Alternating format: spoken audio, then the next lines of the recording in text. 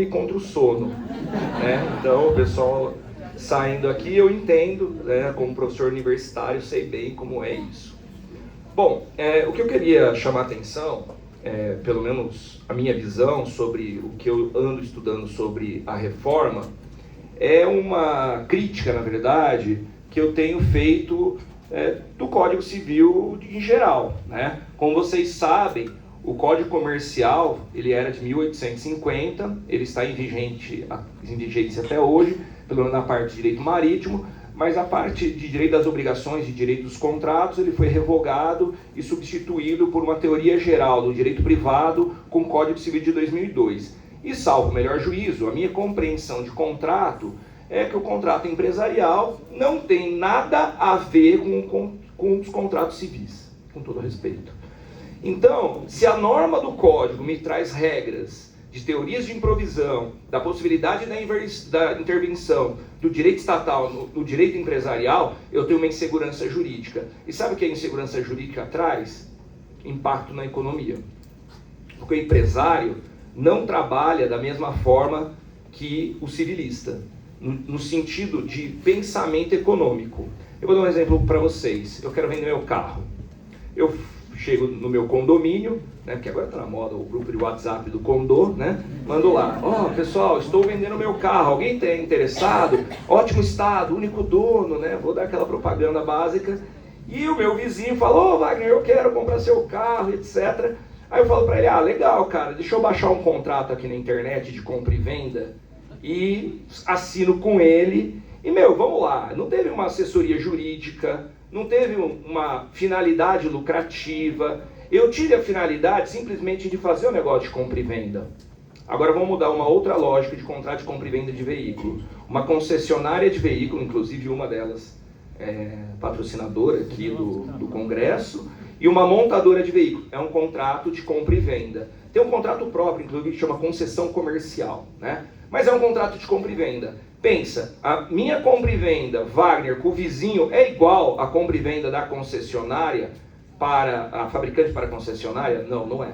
Da mesma forma que não é igual a venda da concessionária para o consumidor, né? Então, a lógica do contrato, quando eu trato de contratos na faculdade ou nos meus cursos, né?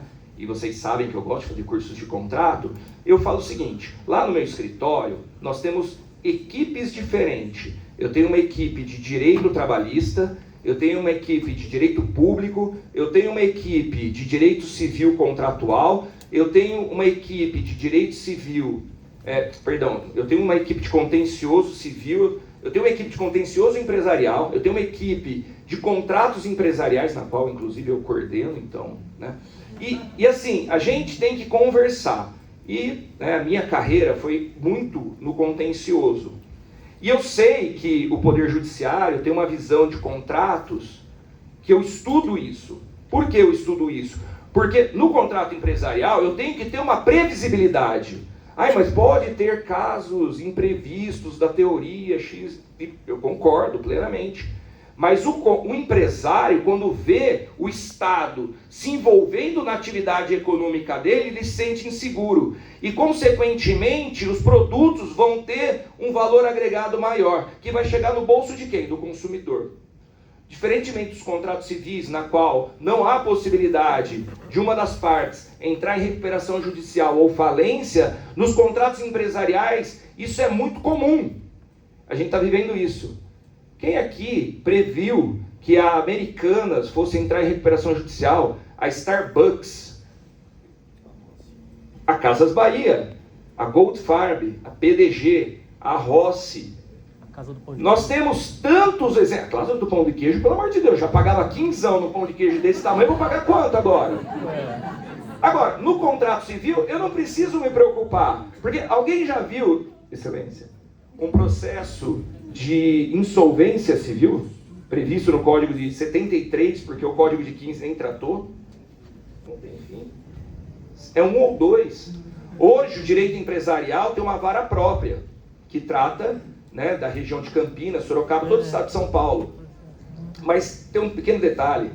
O Tribunal de Justiça do Estado de São Paulo, como há uma indefinição dos contratos empresariais, pela própria doutrina comercialista, não levou para as câmaras especializadas os contratos empresariais. Os contratos empresariais ainda estão sob a guarda dos juízes da vara comum. Eu não vou chamar de civilistas, pelo amor de Deus, não gostaria de falar isso do doutor Carlos aqui. Até porque tem processo na 8ª vara.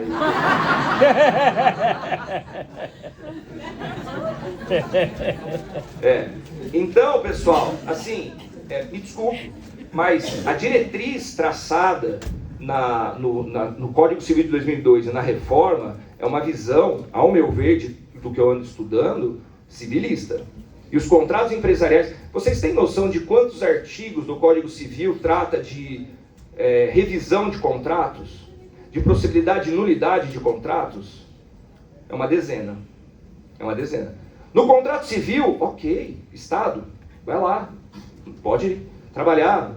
Estado juiz, por favor. Nos contratos de consumo, por favor. Nos contratos empresariais, você me dá insegurança. E aí, uma das opções é nós trabalharmos com mediação e arbitragem. É tirar do Poder Judiciário essa visão de direito privado diferente que existe entre os contratos civis e os contratos empresariais. O Código Civil, com a Lei da Liberdade Econômica e agora com as propostas de reforma, trazem a ideia de contratos paritários.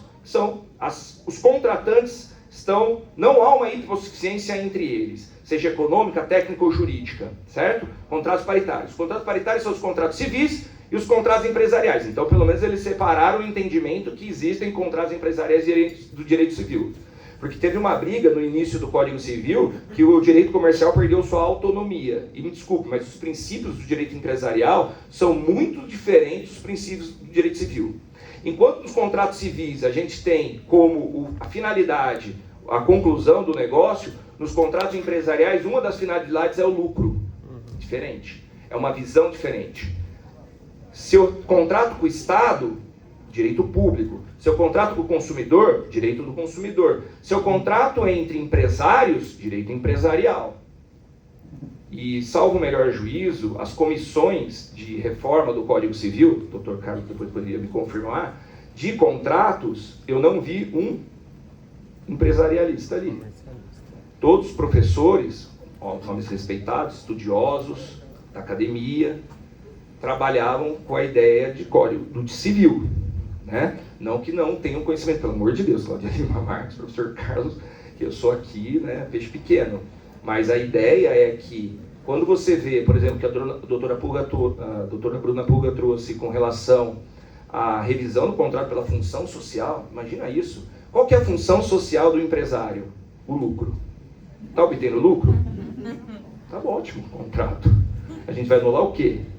Então, eu acho que eu sou um defensor, assim como diversos comercialistas, da necessidade da separação do entendimento, assim como há no direito do consumidor, no direito do trabalho e no direito público. Então, o direito privado, o direito civil, o direito empresarial não têm a mesma lógica, ao meu ver. São lógicas diferentes. Então, talvez a gente possa pensar desta forma.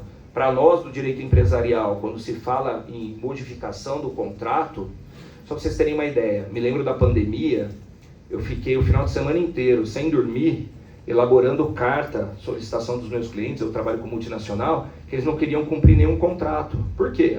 Teoria da imprevisão. Ninguém esperava. Alguém previu a pandemia? Não. Mas agora, isso gerou uma cadeia na economia de descumprimento contratual. E aí ele olhava o contrato, tinha uma multa. Não quero pagar a multa, porque era imprevisível. E aí, aquele que não queria pagar a multa quebrou toda uma cadeia, porque o contrato empresarial é em cadeia. A concessionária tem um contrato com a montadora, que tem contrato com as fornecedoras de peça, que tem contrato com o consumidor, que tem contrato com o representante comercial, transportador. Olha a diferença da compra e venda de um veículo empresarial e de um veículo no direito civil. Então, quando você pensa sobre essa ótica, você tem que pensar também em como isso impacta nas mudanças que estão sendo realizadas. De novo, não estou criticando as mudanças em si, até porque o Código Civil já está assim, mas talvez uma mudança em que realmente exista uma maior segurança jurídica nos contratos empresariais, tá certo? Muito obrigado, pessoal. Boa noite.